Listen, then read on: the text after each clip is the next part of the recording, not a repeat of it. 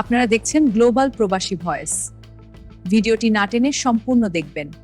অনেক গুরুত্বপূর্ণ বিষয় নিয়ে আলোচনা করা হয়েছে। আসসালামু আলাইকুম প্রিয় দর্শক, আপনাদের সবাইকে আজকের ভিডিওতে আন্তরিক স্বাগতম। আজকের ভিডিওটি খুবই গুরুত্বপূর্ণ, কারণ মালয়েশিয়া শ্রমবাজার, কলিং ভিসা, মেডিকেল কার্যক্রম এবং খরচ কমে ৩ লক্ষ টাকায় যাওয়ার সম্ভব কিনা এসব বিষয় নিয়ে বড় আপডেট এসেছে। পাশাপাশি অবৈধভাবে গ্রেফতার হওয়া বাংলাদেশিদের নিয়েও এসেছে সুখবর। ভিডিওটি শুরু থেকে শেষ পর্যন্ত দেখবেন, কারণ প্রতিটি অংশই গুরুত্বপূর্ণ। মালয়েশিয়া কলিং ভিসা ও মেডিকেল চালুর আপডেট।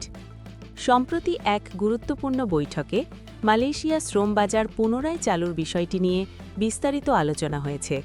বৈঠকে সরাসরি বক্তব্য দিয়েছেন তারেক রহমান। সেখানে জানানো হয়েছে, কলিং ভিসা কার্যক্রম নির্ধারিত সময়সূচি অনুযায়ী আবার চালু করা হবে। একই সময়ে ধাপে ধাপে মেডিকেল কার্যক্রমও শুরু হবে। সংশ্লিষ্ট কর্তৃপক্ষকে প্রস্তুত থাকার নির্দেশ দেওয়া হয়েছে। এর মানে হচ্ছে, দীর্ঘ অপেক্ষার পর আবার নতুন সম্ভাবনার দরজা খুলছে। নতুন নীতিমালা ও ডিজিটাল মনিটরিং। শ্রমবাজার পরিচালনায় স্বচ্ছতা নিশ্চিত করতে নতুন নীতিমালা কার্যকর করার কথা বলা হয়েছে। পুরো প্রক্রিয়া ডিজিটাল পর্যবেক্ষণের আওতায় থাকবে। অতিরিক্ত টাকা আদায় বা অনিয়মের বিরুদ্ধে কঠোর ব্যবস্থা নেওয়া হবে। নিয়োগ প্রক্রিয়া নিয়ন্ত্রণে আনা হবে। এতে করে দালাল ও প্রতারণা কমবে, এটাই প্রত্যাশা। ৩ লক্ষ টাকায় মালয়েশিয়া যাওয়া কি বাস্তবসম্মত? সবচেয়ে বড় প্রশ্ন, ৩ লক্ষ টাকায় মালয়েশিয়া যাওয়া কি বাস্তবসম্মত? বৈঠকে বলা হয়েছে, সরকার নির্ধারিত খরচের বাইরে অতিরিক্ত অর্থ নেওয়া সম্পূর্ণ অবৈধ। খরচ কমিয়ে আনার জন্য দুই দেশের মধ্যে সমন্বয় চলছে এবং নির্ধারিত কাঠামোর মধ্যেই প্রক্রিয়া সম্পন্ন করার চেষ্টা হচ্ছে। অর্থাৎ খরচ কমানোর আলোচনা ইতিবাচক হলেও চূড়ান্ত ঘোষণা এখনও আসেনি। তাই অফিসিয়াল নির্দেশনা না আসা পর্যন্ত অপেক্ষা করাই ভালো।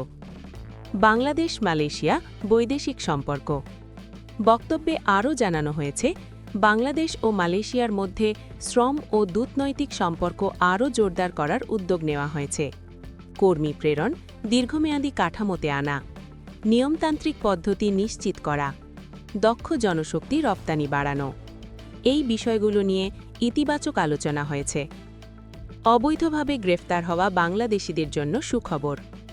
আরেকটি গুরুত্বপূর্ণ আপডেট এসেছে, অবৈধভাবে মালয়েশিয়ায় প্রবেশের কারণে যেসব বাংলাদেশি গ্রেফতার হয়েছিলেন তাদের বিষয়ে মানবিক উদ্যোগ নেওয়া হয়েছে। জানানো হয়েছে, সংশ্লিষ্ট কর্তৃপক্ষের সঙ্গে আলোচনা চলছে, মুক্তি পাওয়ার সম্ভাবনা নিয়ে ইতিবাচক অগ্রগতি আছে এবং বৈধ প্রক্রিয়ায় ফেরার সুযোগ তৈরি করার চেষ্টা করা হচ্ছে। এটি অনেক পরিবারের জন্য স্বস্তির খবর। সচেতনতা ও সতর্কবার্তা। ভবিষ্যতে কেউ যেন অবৈধ পথে বিদেশে না যায়, সেজন্য সচেতনতা বাড়ানোর ওপর জোর দেওয়া হয়েছে। মনে রাখবেন, অবৈধ পথে গেলে ঝুঁকি অনেক বেশি। প্রতারণা ও আইনি সমস্যায় পড়ার সম্ভাবনা থাকে এবং বৈধ প্রক্রিয়ায় নিরাপদ। সামনে কি হতে যাচ্ছে? সবশেষে জানানো হয়েছে, আনুষ্ঠানিক বিজ্ঞপ্তির মাধ্যমে কলিং ভিসা ও মেডিকেল কার্যক্রমের নির্দিষ্ট সময়সূচি প্রকাশ করা হবে। অর্থাৎ নতুন আসার বার্তা এসেছে, তবে চূড়ান্ত ঘোষণা না আসা পর্যন্ত ধৈর্য ধরতে হবে।